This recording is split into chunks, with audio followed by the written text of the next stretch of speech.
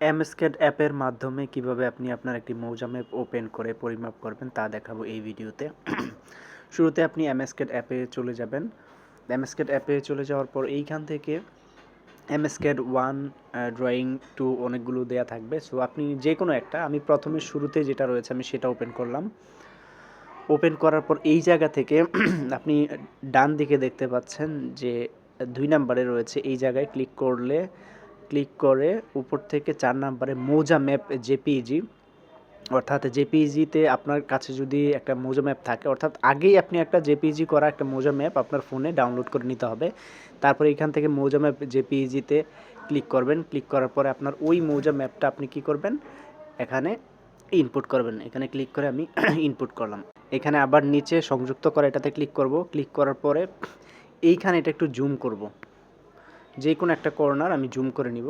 ধরুন আমি এইখান থেকে এইটাই আমি একটু জুম করে নিচ্ছি। জুম করে নেওয়ার পর এই জায়গা থেকে একটা কর্নার আমি কি করব, একটা ক্লিক করব। ক্লিক করার পর আরেকটু সাইডে আমি আরেকটা ক্লিক করব। এই যে আরেকটা ক্লিক করার সাথে সাথে আমার মৌজা ম্যাপটা কি হয়ে গেল, এইখানে ওপেন হয়ে গেল। এবার এখান থেকে আমি উপরে বাম দিকে যে টিক চিহ্ন রয়েছে তা ক্লিক করলাম। করার পরে এখান থেকে আমি এই যে ম্যাপটার উপরে ক্লিক করলাম। ক্লিক করার পরে উপরে যে ডান দিকে 3 ডট রয়েছে সেখানে ক্লিক করব। ক্লিক করার পরে এখানে স্কেলে ক্লিক করব। স্কেলে ক্লিক করার পর এই জায়গায় একটু জুম করে নিই। এই কর্নারে আমি একটা ক্লিক করলাম, আরেকটা ক্লিক করলাম। ডাবল ক্লিক করার পরে দেখতে পাচ্ছেন এইখানে 00 রয়েছে। এই জায়গায় আমি অরিজিনাল ম্যাপের জন্য 330 দিব। 330, ওকে 330 দিলাম। দেওয়ার পরে জাস্ট কনফার্ম ইনপুটে ক্লিক করব।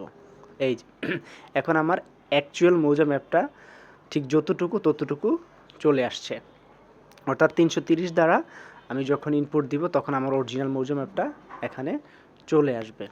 এবার আমি ধরুন একটা দাগ আমি মাপবো, একটু পরিমাপ করার চেষ্টা করব। সো ধরুন এই দাগটা আমি পরিমাপ করার চেষ্টা করতেছি। সো সেটার জন্য আমাকে কি করতে হবে, এই যে এইখান থেকে 4 নম্বরে যেটা রয়েছে এইখানে ক্লিক করব।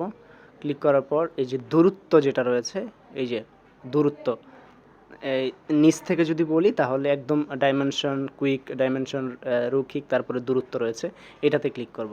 ক্লিক করার পর এখানে একটু জুম করে, যতটা জুম করে আমি প্রপার নেওয়ার চেষ্টা করি, এখানে একটা ক্লিক করলাম। ক্লিক করে এই জায়গায় একটা ক্লিক করলাম। এই যে দেখতেই পাচ্ছেন একটা সাইডের দূরত্ব চলে আসলো ৭৯.৮। তারপরে এখানে আবার উপরে বাম দিকে টিক চিহ্নতে ক্লিক করলাম। করার পরে এই জায়গায় আবার আমি দূরত্বতে ক্লিক করব। করার পর এইখান থেকে আবার একটা দিলাম। দেওয়ার পরে এই পাশের রেখাটা যেহেতু আমি মাপবো, এইখানে আর একটা ক্লিক করলাম। করার পর আবার এখানে কি করলাম, ডাইমেনশনটা নিশ্চিত করে নিলাম। নেওয়ার পরে আবার দূরত্বতে ক্লিক করলাম। করার পরে এই জায়গা থেকে আমি আবার এই পর্যন্ত আরেকটা ক্লিক করে দিলাম। সো এখানের দূরত্বটাও পেয়ে গেলাম।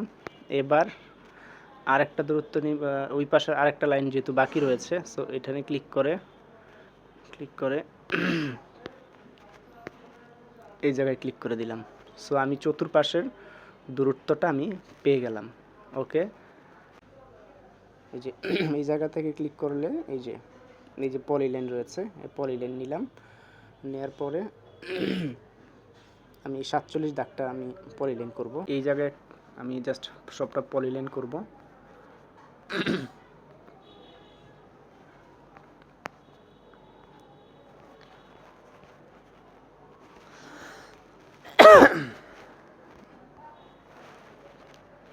ওকে, পলিলাইন করা কমপ্লিট।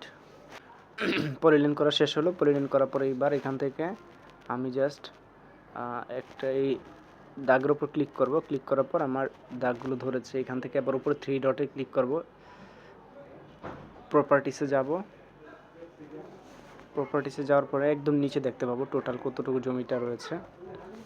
এই যে ক্ষেত্রফল 12 অর্থাৎ 12% 64, ঠিক আছে, 1264 রয়েছে জায়গাটা এটা। এইভাবে আমি জাস্ট আমি এইখান থেকে কাজটা করতে পারবো। যারা বুঝতে পেরেছেন তাদেরকে ধন্যবাদ। ঠিক আছে।